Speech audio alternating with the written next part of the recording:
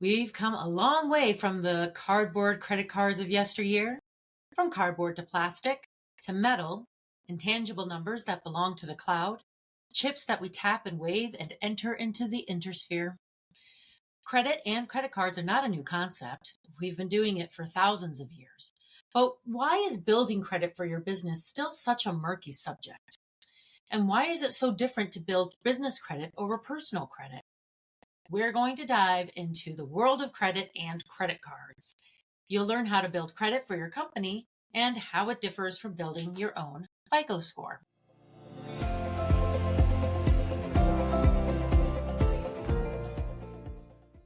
Welcome to our show, The Business Behind Small Business.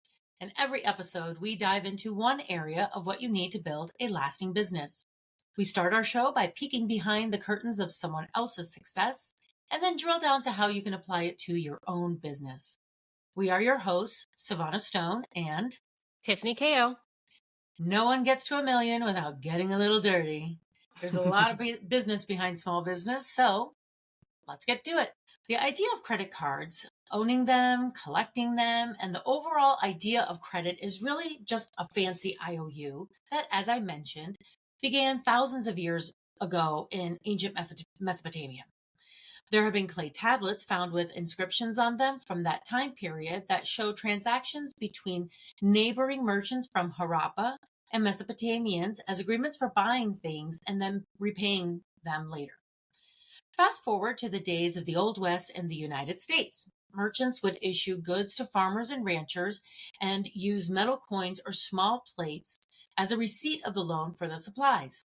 Crops were harvested and livestock were sold, and these loans would then be repaid by the merchants. Lewis Tappan and his brother Benjamin Tappan, along with their father, were one of these many merchants. Once Lewis was old enough to work, he began helping out in his father's dry goods store. By the age of 16 in 1804, he had begun to explore other areas of commerce. At the age of 38, he entered into a silk partnership with his brother Arthur. The Panic of 1837 led to a 6-year depression and the failure of several businesses. Lewis Tappan believed something had to be done, so he worked on establishing the first credit agency. Tappan was a New York abolitionist who had dedicated his life to freeing enslaved Africans aboard the Amistad. He and his brother were also the founders, or two of the founders, of the American Missionary Association in 1846, which established over 100 anti-slavery churches through the Midwest. The men were constant targets of hatred for what they did, but the two of them secured legal assistance and acquittal for Africans in cases that were reaching the United States Supreme Court.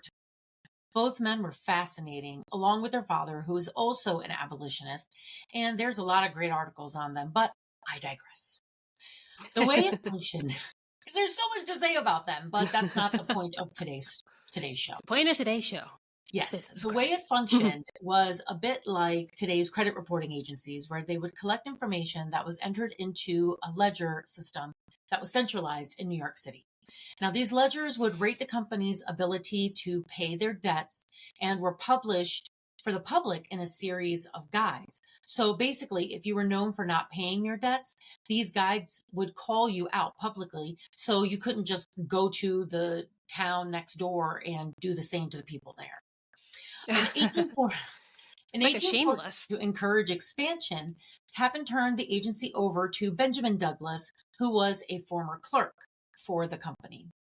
According to a timeline published on Altairs.com, quote, Douglas took advantage of the improved transportation and communication of his day by expanding his network of offices, which allowed the agency to offer both new clients and excellent information. Some of those correspondents, fun fact of the day, some of those correspondents even went on to become presidents. One of those was Abraham Lincoln. Another was Ulysses S. Grant. Another was Grover Cleveland and William McKinley. Pretty cool, huh? Quite a few presidents. In 1859, Douglas turned the agency over to his brother-in-law, Robert Graham Dunn. Dunn was a financier, and in 1861, he opened a credit rating firm, R.G. Dunn and Company. with many branches across the nation. His company was one of the first to use office machinery, including the new fandangled typewriter, according to an article published on altiers.com. On this machine, he wrote his weekly Duns Review, assessing the international business condition. At this time, a rival, John Bradstreet, had entered the game and was expanding as quickly as Dunn & Company. Before long, the two were the largest credit reporting agencies in the country, and by 1933, the two companies knew it would be in their best interest to merge, and so they formed Dun & Bradstreet. So if you, like me, have wondered if these humongous companies actually go all the way down to a real person, Dun & Bradstreet do. By the 1950s, to issue credit to customers, charge plates were being popularized by department stores. These dog tag style metal plates were being used between the 30s and the 50s to issue credit to customers, but they were still individualized to each store. There was no way to centralize them. Frank McNamara was dining with clients at the Major's Cabin Grill restaurant in New York City in 1949 when he realized he had left his wallet in another suit jacket. In a panic, he called his wife to come down to the restaurant to pay the bill. This sparked an idea in McNamara, and he got to working.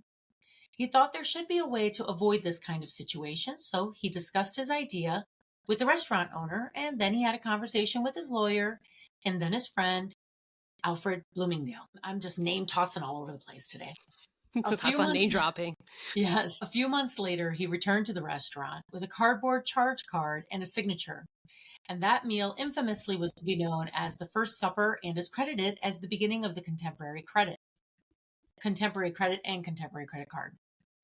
Credit reporting, however, did take a little longer to consolidate. It wasn't until the night where there were more than 2,000 credit bureaus across the U.S., and over the course of the next 20 years, that number would eventually scale down to 5, and then eventually to the 3 major credit bureaus we have today. Credit scores had a little bit of a more nuanced journey. FICO was founded in 1956 and originally worked with business clients to build credit scoring models specific to that company. So like your company could build a credit score specific to the clients that you had. Customer files were used to produce an individualized model, and that would be used to calculate the risk level of its customers, according to an article in CNBC.com. It wasn't until 1989, like we were alive then, when FICO worked with the National Credit Bureau to create a model that could be used to evaluate all consumers in a generalized way. And this is where the score was born. By the mid-90s, the FICO scores were becoming a huge part of the financial decision-making process as Fannie Mae and Freddie Mac started requiring mortgage applicants to begin submitting them. And one more tidbit, it used to be that they would judge you on your character as much as they would judge you on what you had to offer on paper, meaning your how much money you made, how much debt you had. They also judged you by how many times had you been married, how many homes had you lived in. Oh my gosh. How many people had you smited? It was How does somebody do that objectively? It's not really an objective thing, because if we go all the way back to where I mentioned Abraham Lincoln and all of them, what they did was that they did field research. So they would go out, on the railway to wherever it was, say Utah, and go to the local town and ask those people, hey, how many patrons do you have? Okay, give me the list of patrons you have. Okay, out of these patrons, which ones come the most? Which ones patronize your business the most? Okay, so these 10 people patronize your company the most. Which ones do you like? Which ones do you not like? Which ones are the ones that give you the hardest time? Mm-hmm. Which ones are the ones that try to nickel and dime you? So, yeah. And then those names would end up in those books, those ledgers, those research guides, those ones that got distributed, published and distributed by Dunn. And so if you were somebody that was hard to work with, your name was on that list. And let's say you're it's like the Google reviews of today. Google reviewing people. not companies. Basically, yeah, it's like the Google reviews of today. It really is. It really is. And so like if you had not a great reputation, you had a reputation of say nickel and diming and then taking a long time to pay, and you go to some place in Texas that happens to have that book and they see your name in there, they may refuse you service. Go is individually. Well, actually, it sounds like right now in the story, or in history, they are also business based as well as individually based. Right. So it's personal and business credit they were dealing with. Yeah. Which is not the same as today. No, not at all. Yeah. And you are going to tell us all about it. Yeah, there's no FICO. No. Not on a business credit. There isn't. It would make things simpler though if the business credit and personal credit were done somewhat similar to one another. But well, why make things simple? Simple. Ha ha ha. I laugh in your face. Yeah, so that's my story. I'm sticking to it. And now it's your turn to tell us the truth behind credit scores. Well, I think the idea is, we wanted to share the history of credit scores because it is kind of amazing how it came about. And the purpose of why it originated is pretty much the same purpose as today, even though the functionality and the mechanisms in which it's used to measure you as a business is different. Today, there is a separation between business and personal credit. So it sounds like back in the day, they kind of intertwined all of it as far as even judging your character. Oh gosh, I can't imagine if they did that today. Like your business credit is based on your business as well as your character, how far that's going to go.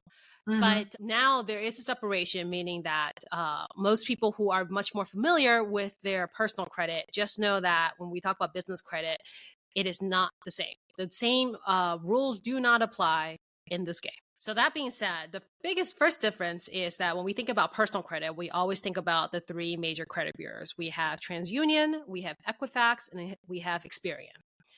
In the business world, the three big credit bureaus for the business credit is Duns Bradstreet, which now we understand are real humans at one point, named after real humans.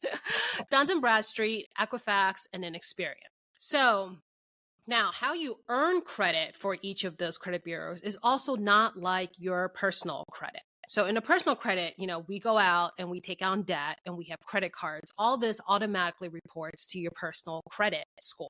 In a business credit, not every vendor reports to your business credit bureau, which means that if you have a business and you go out and take a credit card, most credit cards don't report to the credit bureau unless you miss a payment.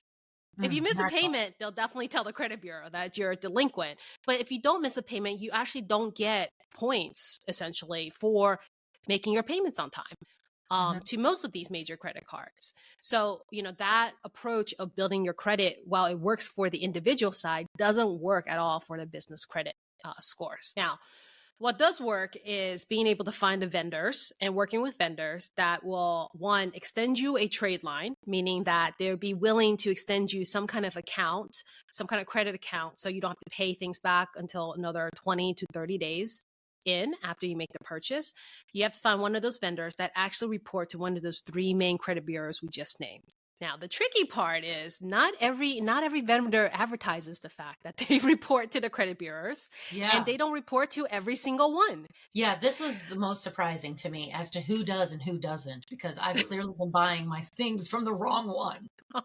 And you think you're, building all this credit, and you're really not building anything. I called Duns Bradstreet and I kind of questioned the rep I was talking to just to understand how all this works.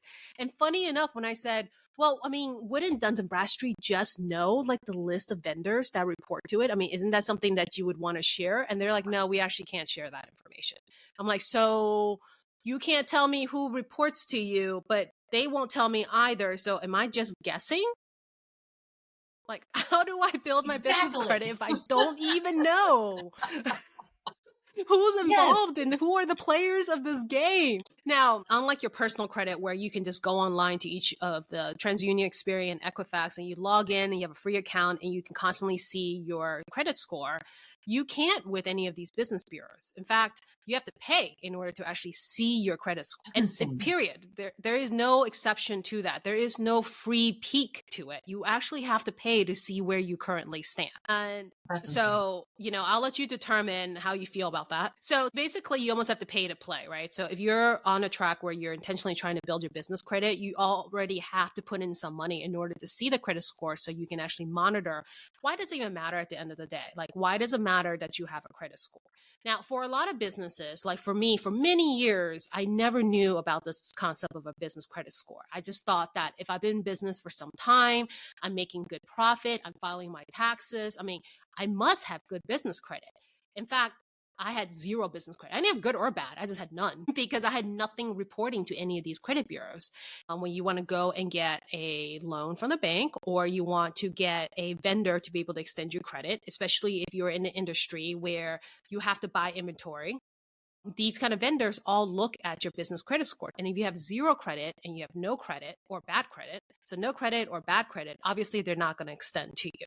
So that's why it's so important for you to be aware of what your business credit is, even in the beginning, just so that you have that built up. So if and when you need credit extended to you, you're not scrambling, because the one thing is the credit score builds up over time. This is not something you can do overnight.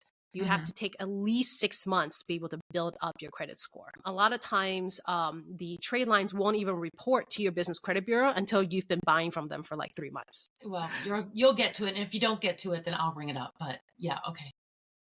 Like who reports? Okay. Who reports, right? Okay. So I'll tell you what I did to be able to build up the credit in my business. And I will say it did take 6 solid months. And that's with intentional reviewing and trying to make sure I'm tracking where things are being reported and how well. There are services out there that allows you to track all your business credit for a fee. So for a fee, one of the more well-known services that does that is called Nav. So nav.com.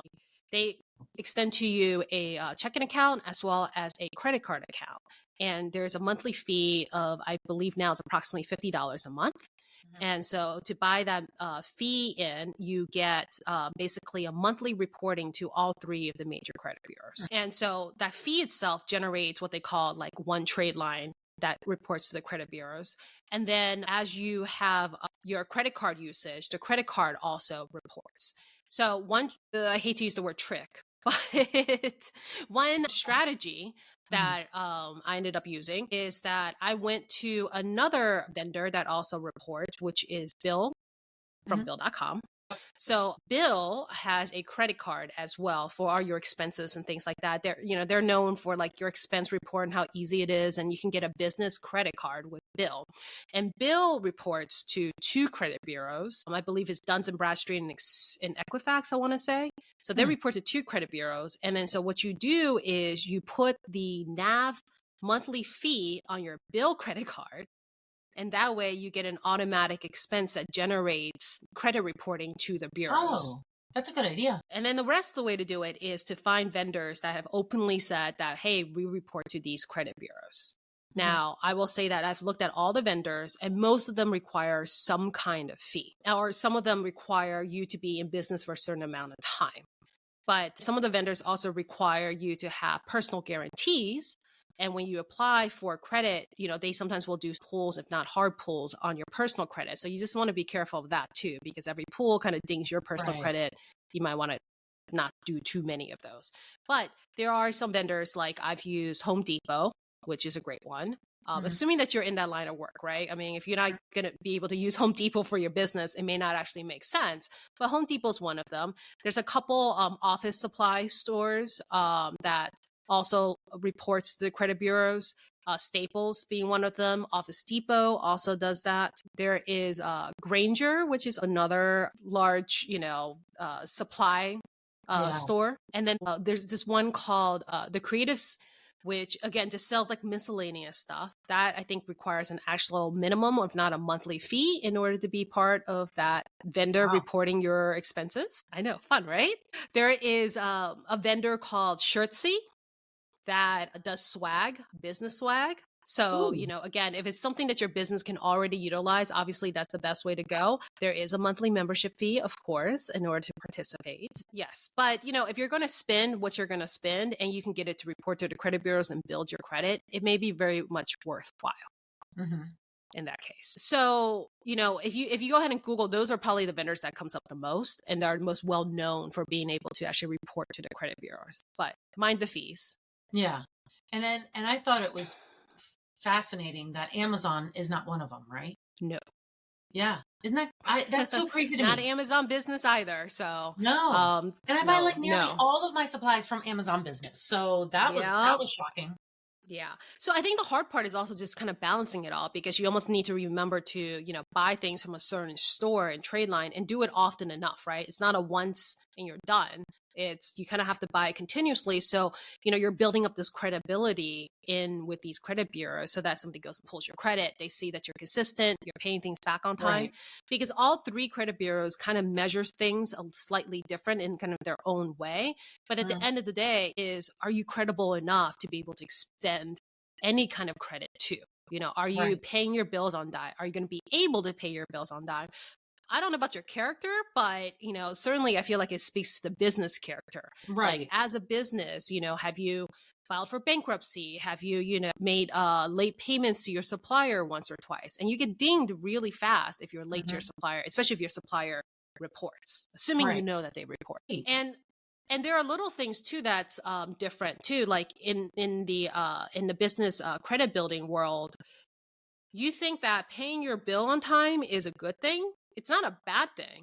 But paying your bill 10 days prior to your due date is actually a better thing. Better thing. Isn't that crazy? Yeah. So if you're one of those people who, like me, are a set it and forget it, typically I have things on auto pay because I hate being late and things like that. In this case, I have to be cognizant to always go in and try to pay the bill early to make sure that, we get that extra brownie point for doing it right. So anyways, there's business credit in a nutshell. I never ever would. So what are your recommendations for a company, say like mine, where I have no overhead? I don't have things to buy. We're service based, and all that service is, Yeah. So what are your suggestions for a company like mine that has zero overhead? Yeah, so there's a couple things, right? You can do some office supplies, right? If you can to do that. The other thing you can think about is vendors like the business swag and things like that, because hey, maybe you don't do it today, but if you feel like that credit is worthy enough to build, maybe you do start getting some swag to hand out to your clients. And that's some way to build it in. The third way is that I believe it's Duns Bradstreet actually gives you some credit for uploading your financial statements in there to show them that you're a viable business.